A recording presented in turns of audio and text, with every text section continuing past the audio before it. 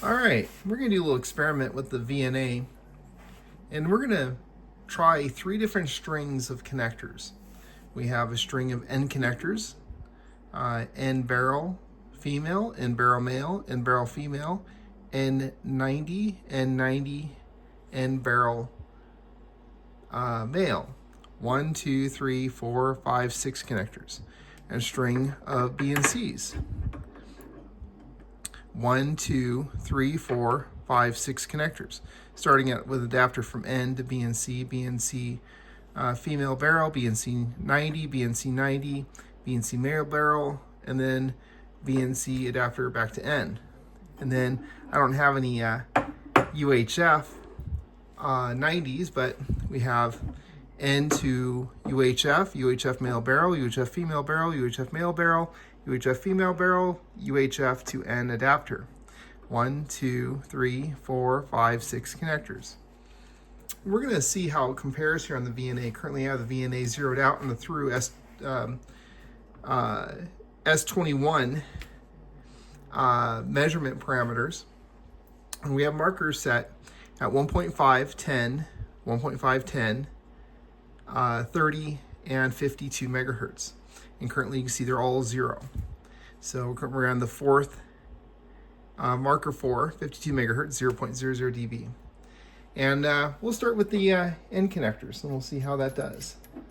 So we're going to see if there's much difference between these connector types, the N, the BNC, and the UHF. By the way, UHF connector stands for universal high frequency, not ultra high frequency. They're best when used below 100 megahertz. Okay, so my trace is currently set for 1 dB per division, 0.1 dB per division, so super sensitive. And we can see here that it's showing no loss at 1.5 megahertz, no loss at 10 megahertz, minus 0.01 at 32, and minus 0.04 at 52 megahertz, which so effectively almost nothing, inconsequential through HF and into low VHF. Very inconsequential. You're going to have considerably more loss than that on any piece of equipment you put in line or transmission line itself. So let's go to the BNCs. Let's see how the BNCs fare. And get these on here.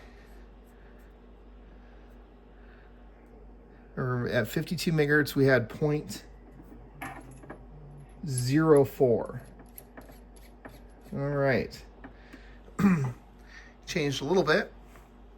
Build loss at 1.5, 0.01 at 10, 0.04 at 30, 0.09.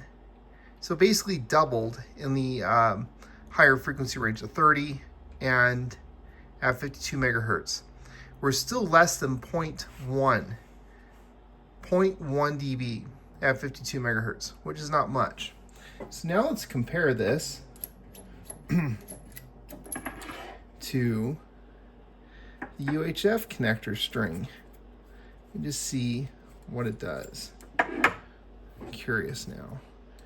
Same number of connectors and adapters, no elbows, but the elbows shouldn't add or change things much. All right. Okay, 1.5, nothing. 10 megahertz, minus 0.02.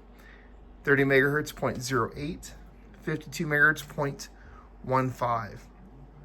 So about a quarter more. About 25% more than the BNCs. So at 52 megahertz, this whole string adds 0.15 dB of loss. You can't tell 0.15 dB of loss. So just thought that would be interesting to try and see what it does. I mean, you need measurement equipment, sensitive measurement equipment to see it. So a single UHF connector is not going to be noticeable. A pair of UHF connectors is not going to be noticeable. And once you get them frequencies, I usually don't worry about UHF connectors up through 150 megahertz. I'll even use them if I do them. If I put them on properly, I know they're done correctly, or if it's a good crimp connector, I'll use it through 450 megahertz, no problem. I prefer an N, but there's nothing wrong with them. Now, once you get about 500 megahertz, then you get some weird impedance hits, and I don't use UHF connectors up there at all.